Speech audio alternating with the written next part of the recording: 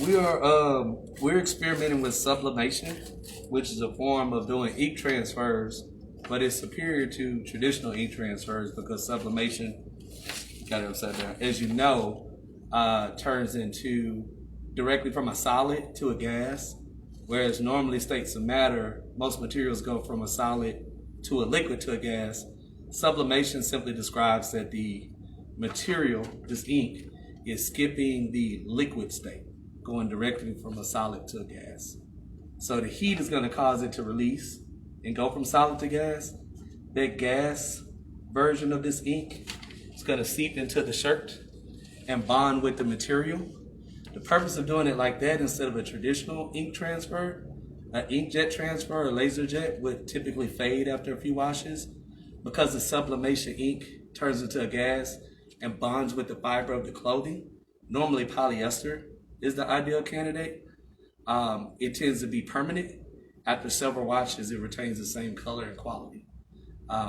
Yeah, and you're able to get like full color, so the exact image, what you see is what you get. Unlike with screen printing, where like our machine here, we'd have to burn the screen, and we'd have to do like 4 different screens to get 4 different colors on one graphic. With sublimation, we could just print out, the graphic exactly as we want it and stamp it onto the shirt, but have that quality and look like screen printing. Kind of similar. You usually have to do that with polyester shirts, but polyester shirts are slightly more expensive, maybe $5-6 a shirt. A little bit harder to find, right? They're mostly athletic shirts that you go sweat in and jog in. And you may not exactly want that look. Cotton is a lot more available and abundant and cheaper, maybe $1 or $2 a shirt. And so we're trying out Sublicloth, which is a material made into a handkerchief-like thing that it also has some special stuff inside it that seeps into the shirt. And all of that happens from us basically making a little sandwich in between our heat press. What I'm doing now is ironing the shirt pretty much as customary to do with whether you're doing vinyl or sublimation or screen printing. It's usually a good rule of thumb to press out your shirt with the heat press, maybe 10, 15 seconds. Get any wrinkles out so that your image goes on smooth. Now, I'm by no means a shirt making expert or an expert in making clothes, but I'm a maker. So I tend to be a doer of all things and a master of none. But I do have experts here who do nothing but this. They teach me. I learn from them, and I really lean on people like Jazz It Up Creations to really learn how to do this stuff. So that's where I get a lot of my knowledge from. So Have you ever tried using this before? This particular thing we're doing with Sublicloth, no. We saw it on YouTube. It looked awesome, and so we are learning together. You ready to try it? Yes. Rock out. So it's your first time, huh? Yep. And we're just gonna line it up. When about halfway through the arm, the top of the image, and I'm gonna center the NWLA letters about midway. I'm guesstimating. Normally you will order like a clothing square that's like a T-square, like you use for construction. There's a plastic one used for clothes and t-shirts. There's t-shirt guides you can buy, but we're doing it the old school way and just guessing. Yeah. So we're gonna try it out. Let's go for, I think we wanna go for. Did you check the heat? Is it hot enough? Yeah, we're at 400 degrees, which is where we wanna be. We have our mirrored design. Our design is mirrored, just like if we were doing vinyl, and we're gonna close it up for 60 seconds, right? It's not 400 degrees. Oh, we're not at 400 yet. We're like 368, 369. You almost messed It's it an up. action movie. You almost messed it up. It's like Need for Speed, except with heat. And very slow. Yeah, very slow. It's like the opposite of Need for Speed. It's Need for Slow. Right? What is it at now? 372. 372, the suspense. Right. So normally we got a new heat press that we haven't set up and played with yet. So the next time we tune in, we'll have like our fancy heat press that it actually has some attachments for sublimation. So we got some beautiful mugs and some masks that we're going to supplement and print out. And we're not really big about hiding stuff that we learn here in Makerspace. We want everybody to like know everything that we know and more and teach us and be part of our community. So we'll be posting everything that we do, and y'all can follow along with us. And if you guys, I know a lot of y'all are like shirt making experts and artisans, feel free to send us feedback, tips. If you want to set up a day to come hang out and press out shirts together and make some cool stuff together, we love to do that during open maker workshops. Since we're heading into, I guess, phase 3, we'll be able to do that, of course, socially distant and with masks, and we'll have to keep the number of people down. But for now, we're in micro manufacturing mode and community production mode. So we are refurbishing computers. We're making different types of useful products for the community, including PPE, shirts, arts and crafts, things like that, actual products. So some of our members have started LLCs and are becoming socially mobile. Other members, we're teaching them employable skills that they can use to either secure a job or 1099 contracting to supplement their household income, or they can incorporate, and we do help with that. And we definitely refer them to awesome places like the SBA services at Southern University, the SBL, I'm sorry, is it the SBLC, the Shreveport Bossier? You're losing viewers. You got to say something funny. Oh, something funny? Right. The heat press at 400 degrees. Ha ha ha ha. Cool. All right, so we're going to get started. And let me just crank up my time to 60 seconds. So it's 60 seconds for cotton?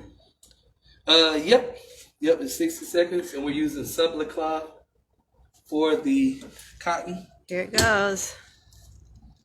Yep, and when you first get these, you have to kind of adjust the pressure with this knob, so it just kind of clamps down and just makes like a ink shirt sandwich. Do you have to hold it down? With some you don't. With this one you do because it's cheap. I think we may have paid like $160 for this guy. So this is one of the cheapest ones you can get off Amazon. We have one that's a little fancier that, kind of locks down and may stay shut on its own and open up. There's some more expensive heat presses you can get that it's like a little robot, and it opens and closes on its own and spins around. Some people actually don't like that as much. But this is the old school one. It gets the job done. It does take a little while to heat up, but if you're going to press out maybe 20 shirts or 20 masks or 100 of something, you're pretty much going to keep your heat press running. So just think of it like an oven. We're cooking shirts. So while the shirt is cooking, right, does anybody have any questions? There it goes. If you do, just type it into the comments. Oh, doesn't look like we sublimated as much. Hold on. Did it work? Well, it worked. I think it's kind of got a faded look, but it's good. It's good. It's cool. No, that's good. I may have taken it off too quick. You think you can redo it, or is it just going to Let me see smear? if I can save it. This is our first shirt. So what do you think? Do you think it's going to smear? It's really tiny right there. Yes. It looks it's cool, good. kinda Yeah, faded? it looks pretty cool faded. Let me see. Now, do you think you were supposed to put the cloth on this side or on the other side? That's a good question. Because Put the cotton cloth on the heat press machine. We recommend iron the cloth before the heat press machine, 1 to 2 seconds. Put the sublet cloth sheet with the rough side down. Oh, on the other side? maybe my rough side wasn't down. Oh. So yeah, a little bit tricky. So it feels like maybe this is the smooth side I had down instead of the rough side. So I may have sublimated backwards. So you want to try again? We may have to try again. Do we have another ink thing we can try? Yeah, I think we do. Yeah, because it went well into the cloth. So that worked out kind of cool. We got a handkerchief that's somewhat useless, and it's really neat. And we have a slightly faded tie-dye looking shirt.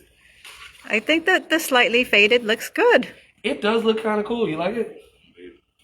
Rock it, man. Cool. And if you get tired, you can wipe your sweat with this Makerspace handkerchief. We celebrate serendipity here at Makerspace.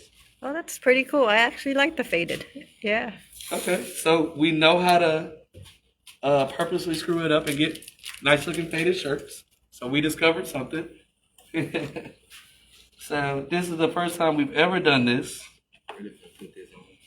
You gonna rock put it on? All right. Okay, cool. We got a new customer already. All right. So let's see what we got here. So you're gonna press that down. You gonna iron that?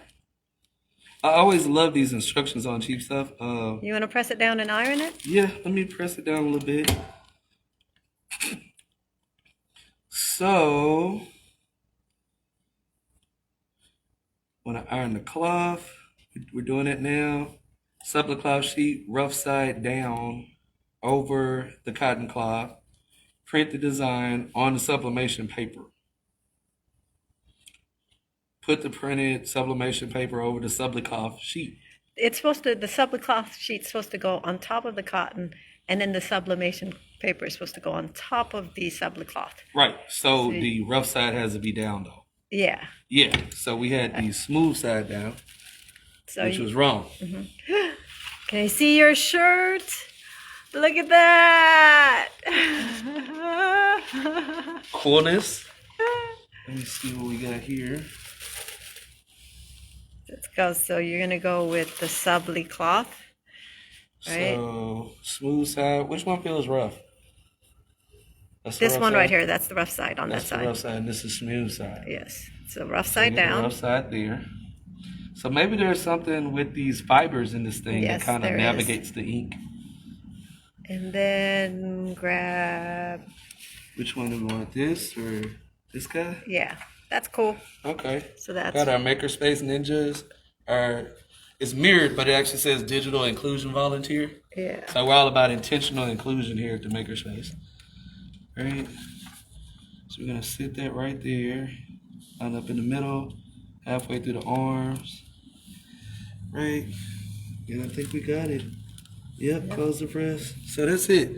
So this theoretically should work in theory. And if it doesn't, we'll do our homework again. We'll watch some more YouTube and we'll try to figure out where we went wrong. And then we'll cut straight to the chase on the next film and we'll let you know what we found out was wrong and what we found out was right. And we So- get cool shirts. While people are watching, can you tell me who you are? Oh, I'm Demetrius Norman. I'm not only a Makerspace client, but I'm a Maker president, right? So I run the Shreveport Bossier Fab Lab here. That's the facility, the 2,500 square foot warehouse space we're in for NWLA Makerspace, which is the nonprofit. The facility we're in, this is one of our programs. It's like a shared workspace for makers. And during COVID-19, it became a community production center for PPE and refurbished computers for low-income people, and also a micro manufacturing incubator. Really big word, and all we did was turn makers into entrepreneurs selling the stuff that they make. And that became a bigger focus for us because of the economic challenges of COVID-19. So we're really trying to show people how to be self-sufficient, make their own stuff, and feed households. So I'm gonna let it up slow. Okay. And give it a second to seep in there. I almost wish we could kind of lift it up and peek under there a little bit, but we'll see how it works out. Do you think it's gonna work? I don't know. That's the awesome stuff about making. You learn by doing, learn by failure. We really never fail. We learn, right? And sometimes we end up learning stuff that we didn't even know we'd learned. And sometimes stuff just sucks and we do something else. So that's the fun part of it. It's the adventure. We're waiting. Are you gonna Okay. lift it up? Let's see what we can do here.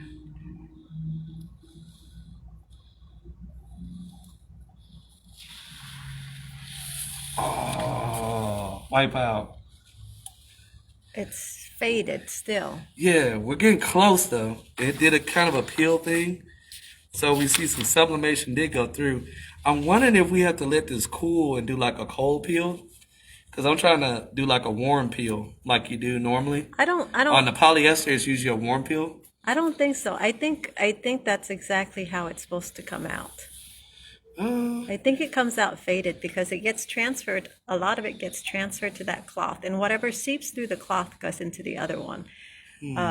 So, you know, something that I was watching about doing this form of sublimation is that you may actually have to play around with the printer settings to spit out more ink to oversaturate to compensate for exactly what you're talking about. So I think we may have to rig our printer settings so that more ink bleeds into here and then seeps into our shirt. Yeah, I think that's exactly what happens. Yeah, I think the cotton may that's suck normal. up more ink than the polyester. Well, I think that the sublicloth sucks up the ink and then it spits it back out, but it absorbs a lot of it. Yeah, so it has to be overly saturated to push into our shirt. Because I noticed when you notice this time it did do this sticky thing from it being on the rough side, and it kind of peeled. So I think mechanically we did it right, but just not enough ink. Are we sure it's 400 degrees? Huh. Do we need to increase the heat? Well, 400 is pretty high. It is. We could solder with 400 degrees, and that's metal.